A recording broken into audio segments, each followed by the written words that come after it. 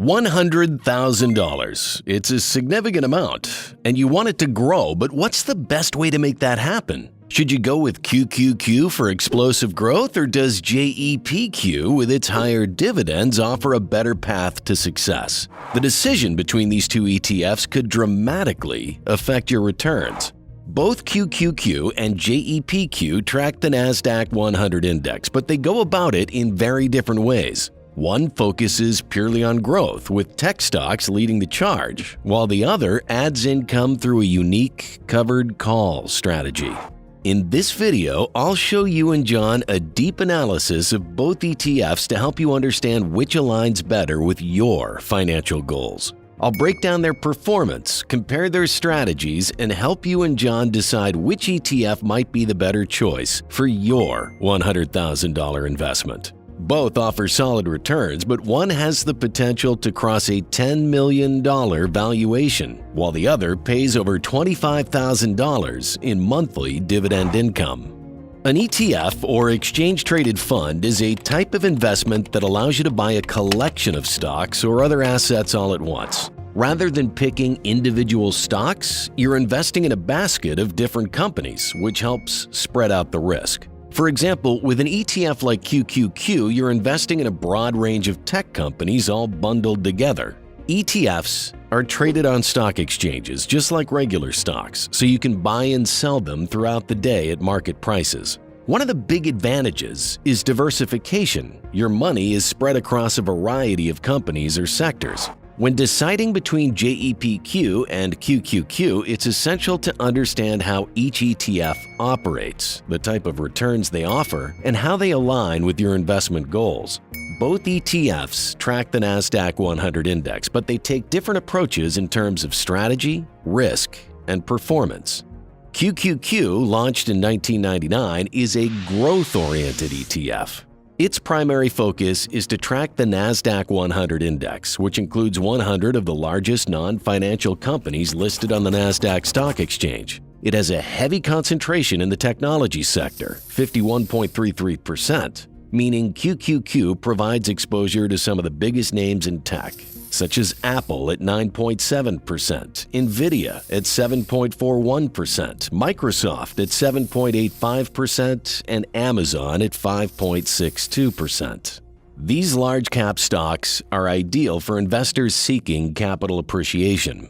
The ETF also includes holdings in communication services at 15.98%, consumer cyclical at 13.15%, and consumer defensive at 5.98%. But QQQ is known best for its tech exposure. In comparison, JEPQ, which was launched in 2022, combines both growth and income by using a covered call strategy.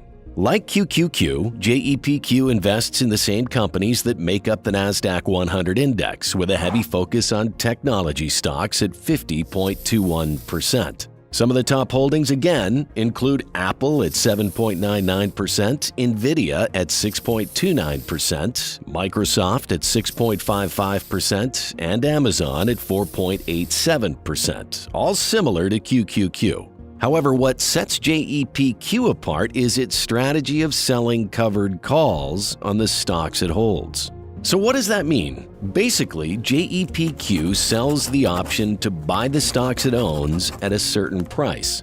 In exchange, JEPQ receives a payment, called a premium, which it then passes along to its investors as dividends. In simple terms, the covered call strategy is like renting out your stocks for a price and getting paid for that rent. It's a way to generate extra cash from the same stocks you already own.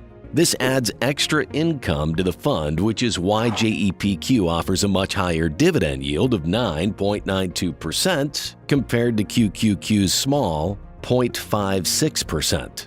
While QQQ is focused primarily on growth, JEPQ balances growth with income. The trade-off with JEPQ is that its growth potential is somewhat capped due to the covered call strategy, which limits the upside during strong market rallies. QQQ, on the other hand, benefits during periods of strong growth in the tech sector, and its performance isn't restricted by options trading. This makes QQQ the better choice for investors who are looking for maximum growth, especially during tech booms. In terms of performance, QQQ has outpaced JEPQ in the short term.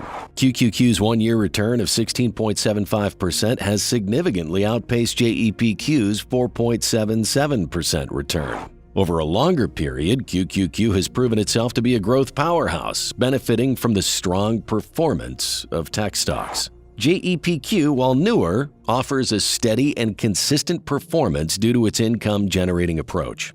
The covered call strategy helps reduce volatility and provides more stability during market downturns. However, this stability comes at the cost of limited growth during strong bull markets. In other words, while QQQ can reach high in tech booms, JEPQ offers a more steady ride, appealing to income-focused investors. Now remember, in the end, I'll show you the potential returns from a $100,000 investment over 10, 20, and 30 years from both ETFs. Both perform well, but one could reach $10 million, and the other will pay over $25,000 in monthly dividend income. The risk profile of these two ETFs is also different. QQQ is generally more volatile given its heavy exposure to the tech sector, which tends to experience sharper swings in price, especially during periods of market uncertainty or when tech stocks are underperforming. JEPQ, however, is less volatile because the income from its covered calls can help buffer against market dips. This makes JEPQ a better option for investors looking for stability and a steady income stream, while QQQ is more suited for those who are willing to take on more risk for the potential of higher returns. When it comes to dividends, JEPQ stands out with its high dividend yield of 9.92%. Providing a reliable income stream for investors. This is especially attractive for those who need regular income from their investments, such as retirees or income-focused investors. In comparison, QQQ offers a much lower dividend yield of 0.56%, reflecting its growth-centric focus. QQQ distributes dividends, but they're low compared to the income generated by JEPQ. In terms of liquidity, QQQ is one of the most liquid ETFs on the market, with an average daily trading volume of 31 million shares. This high liquidity makes it easy to buy and sell without significant price fluctuations. JEPQ, while also liquid, doesn't have the same trading volume as QQQ. Additionally, QQQ has a lower expense ratio of 0.2% compared to JEPQ's 0.35%. Now that you've got a solid understanding of the strategies and performance of both JEPQ and QQQ, let's look into what a $100,000 investment in each ETF could potentially grow into. This comparison will give you a clearer picture of how these two ETFs could impact your financial future, taking into account both capital appreciation and dividend income. Starting with JEPQ. It has a current dividend yield of 9.92%, but due to recency bias, let's assume it maintains a 5% yield for the coming years with a dividend growth of 6%. Additionally, since its inception, it has had an average share price appreciation of 2%. Based on these metrics, if you invested $100,000 in JEPQ, here's how it breaks down. In the first year, your investment would grow to $107,000. Over a 10-year period, this investment could increase to $215,911. Looking further ahead, after 20 years, your $100,000 investment in JEPQ would grow to approximately $606,549. By the 30-year mark, the value could reach an impressive $2,484,713.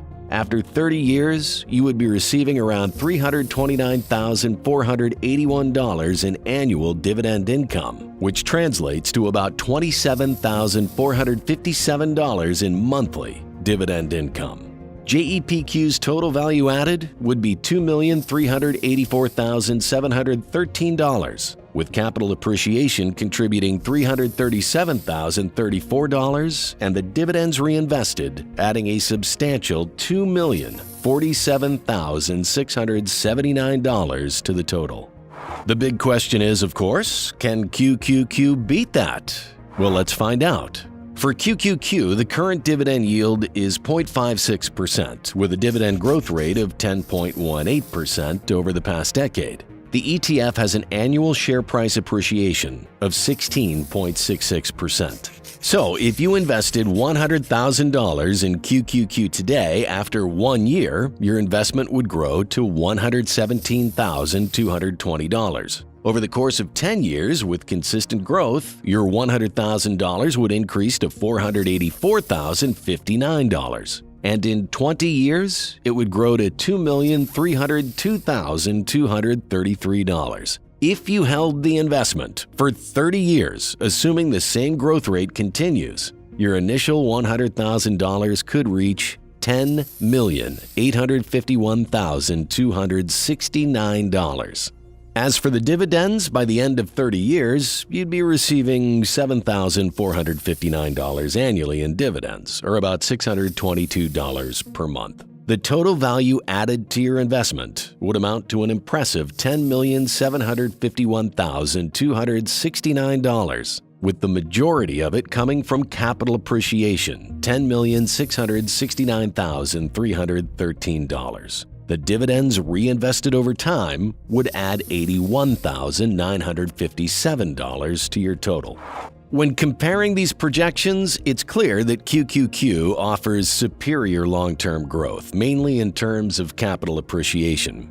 After 30 years, QQQ's total value added to your portfolio would be more than 4 times that of JEPQ, with a total value of $10,851,269 compared to JEPQ's $2,484,713. But if your priority is to maximize income, JEPQ's higher dividend yield might be more attractive, as it pays around $27,000 in monthly dividend income compared to only $600 from QQQ.